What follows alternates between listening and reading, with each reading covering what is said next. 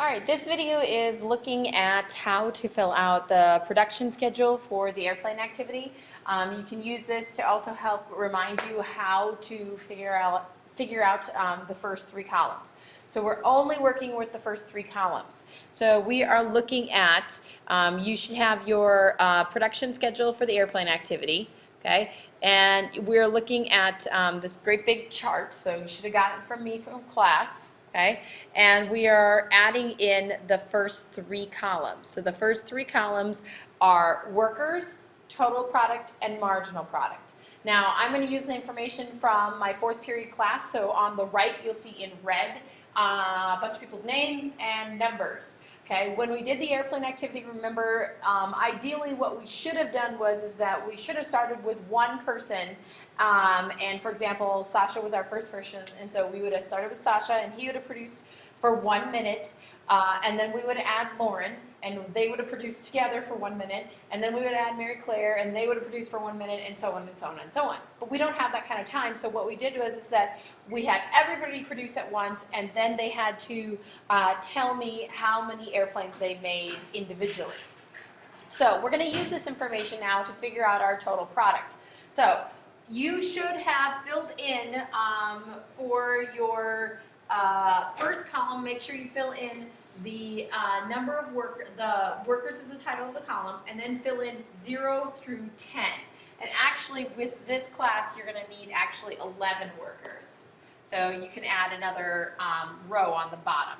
So make sure you start with 0 though, because 0 is very important.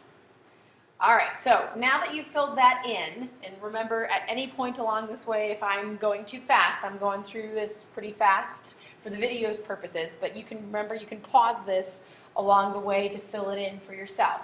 So we're starting with total product, and so we're talking about how many airplanes were actually produced when we had that many workers. So at 0 workers, we were not producing any airplanes, so you can put in 0 for our total product.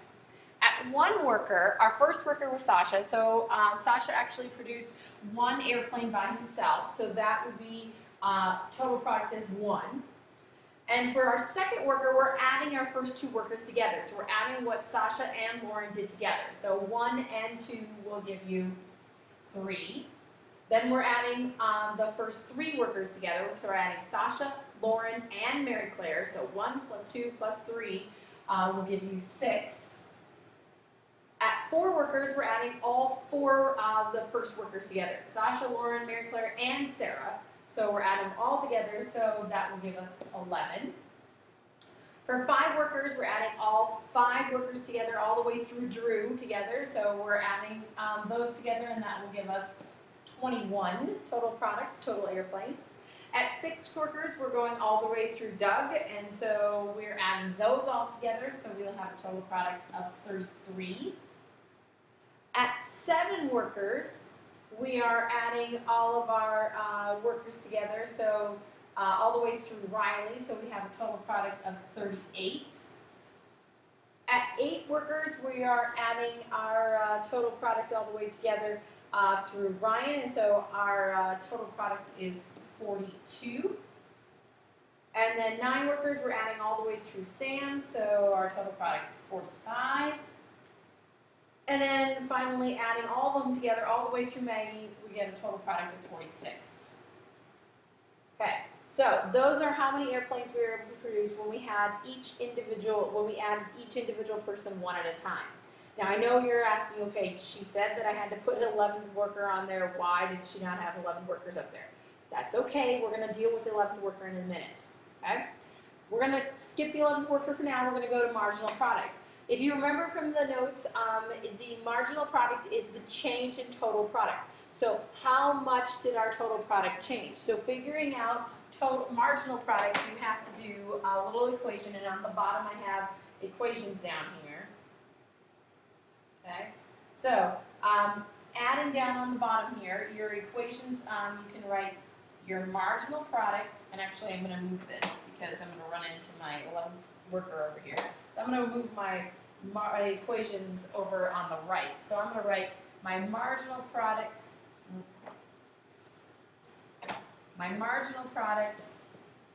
at 1 worker is equal to my total product at 1 worker minus my total product at 0 workers.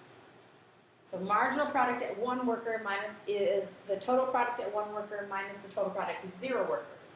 And we can change that around to fit any level of workers.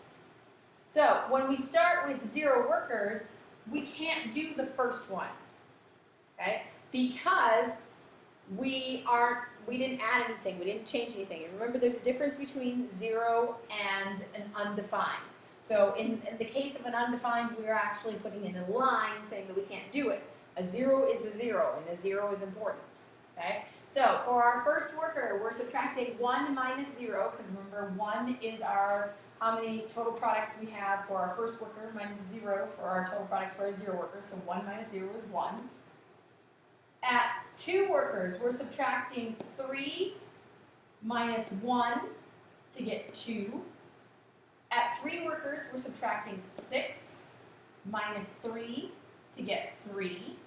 At 4 workers, we're subtracting 11 minus 6 to get 5. At 5 workers, we're subtracting 21 minus 11 to get 10.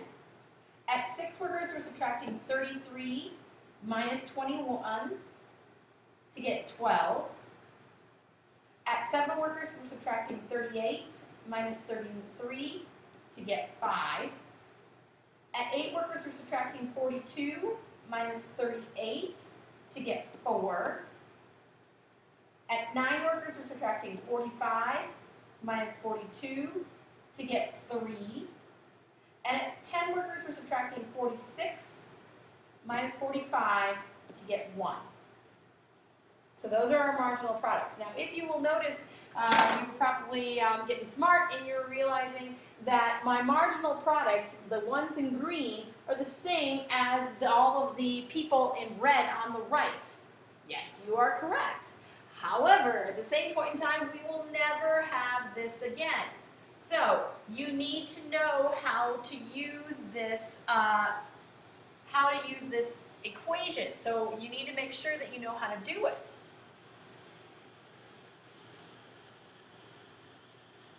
Okay? So keep this in mind that just because we have that information over there, you still should be able to use the equation to be able to figure it out. Now you can also do it the flip way, and so you can actually go, and if I go and I erase, and I'm actually more erasing more numbers than I wanted to. That's the cause of using the smartboard. That's still a 3, and this was 33.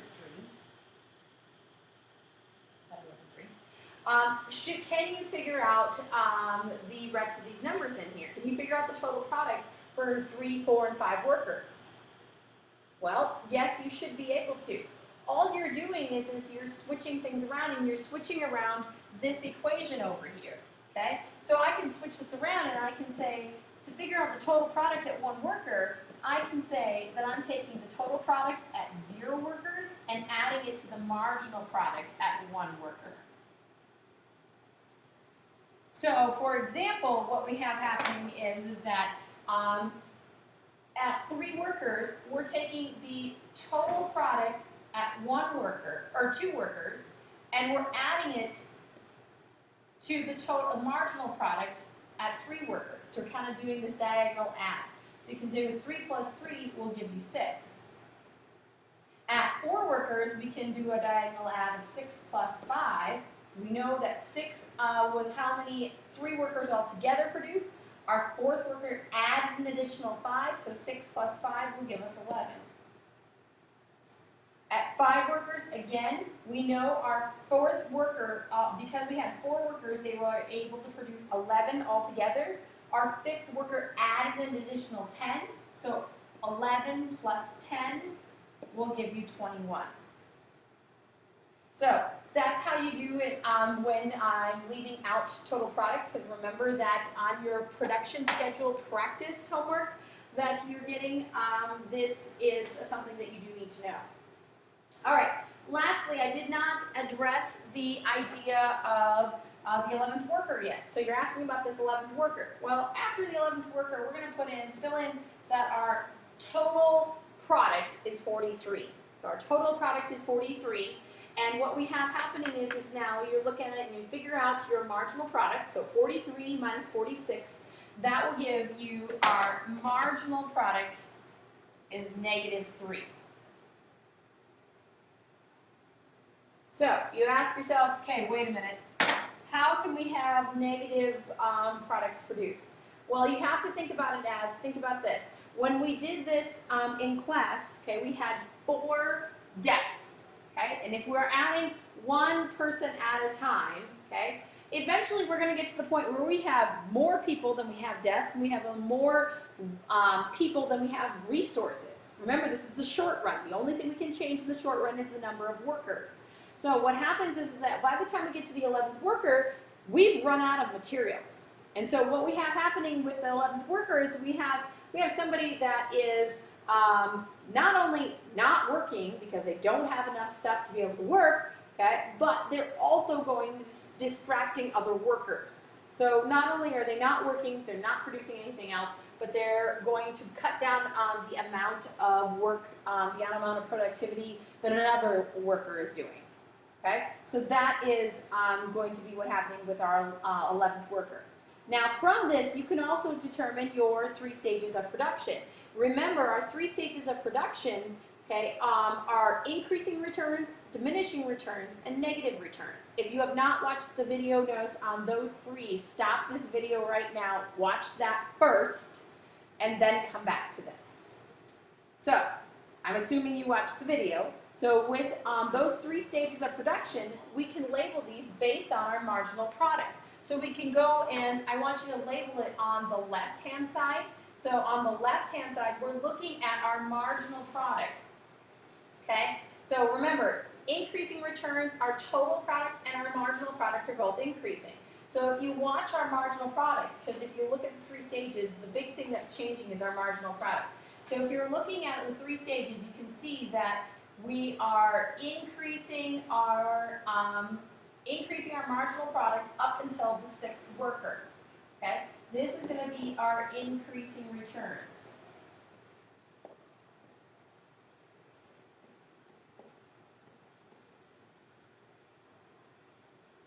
Okay, because up until that 6th worker, our marginal product is increasing. So notice it's going from 1, 2, 3, 5.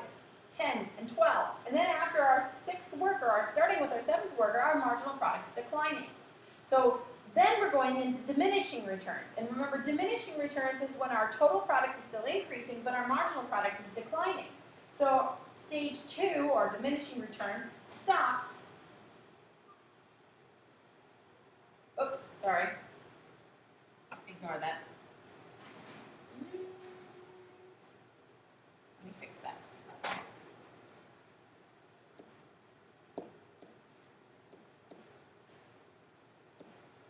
Forgot that this class had 11th worker.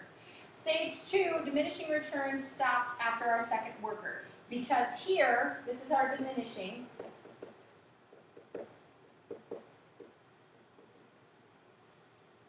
Okay? Here we have our marginal product is declining up until 10th worker. And then with our 11th worker, we have our negative returns because you can tell that our marginal product is actually negative. So keep in mind that that's how we label our 3 stages of production. All right, that's the end of this video on how to do the first 3 columns.